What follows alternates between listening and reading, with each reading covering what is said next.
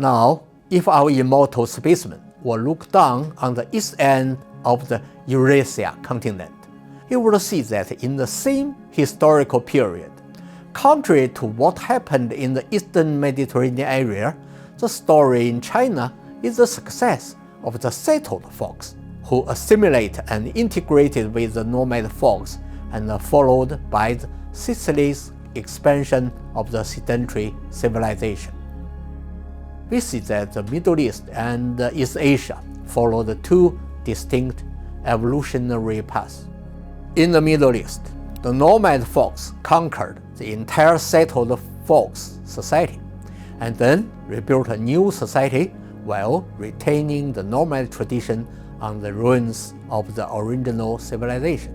In East Asia, through constant resistance and counter-conquest, the settled folks eventually extended the entire settled society to a larger area.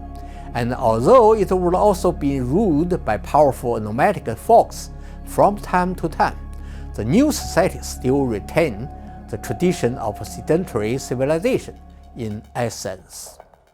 Ms. Rogers also asked why the Roman Empire and the British Empire became number one for a single period of history and then never recovered after their decline. In fact, the Arab Empire in the 7th to 10th century, the Mongol Empire in the 13th to 14th century, and the Ottoman Empire in the 16th to 19th century were all the same. They never resurrected after their collapse. Well, the fundamental reason is this. These empires were all nomadic-dominated empires. Their rulers were either horse-riding nomads, or camel-riding nomads, or sheep-riding nomads. And although the nomadic rulers also learned many culture establishments and refined arts from the conquered, and gradually became part of the civilization, they all follow the same pattern of rise and fall. It begins with the unity upon kindred nomad tribes, then reaching their heyday in the war of conquest and settle down on the conquered land, then at the point in time quickly fall apart after the failure of the fresh overseas adventures or the failure of internal ethnic assimilation and cultural integration, or both. Take the Roman Empire as an example. The barbarian tribes that destroyed the Eastern Mediterranean civilizations were in fact the very creators of the ancient Greco-Roman civilization. Before the establishment of Alexander the Great's empire, the Celtic barbarians from Gaul entered Rome. 100 years later, Rome unified the Italian peninsula, and 200 years later, the Mediterranean Sea became a Roman lake.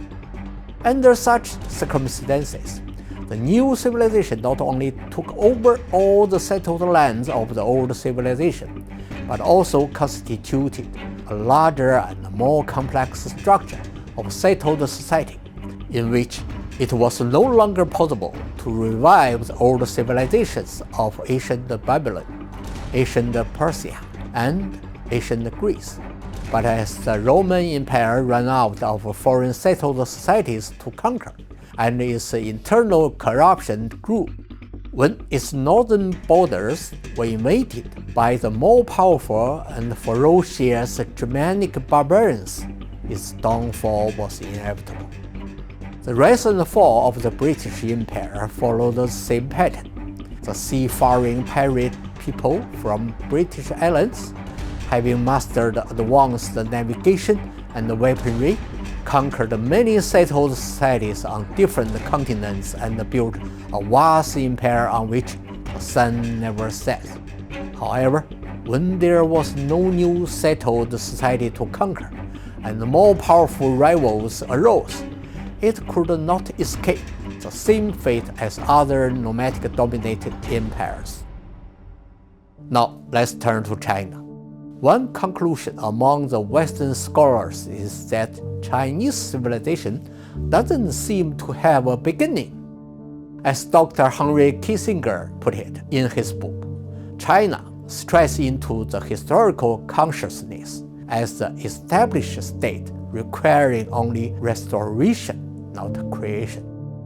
Of course, the Chinese civilization has its beginning, but it is not a beginning with some kind of victorious conquest which is more familiar with nomad folk.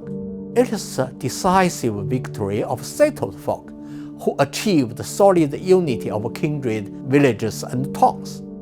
From Xuanyuan, the Yellow Emperor, to Da Yu, the king of Xia, in the 3rd millennium BC, all the legendary founding rulers of China were re-establishing, not creating, an empire of settled society.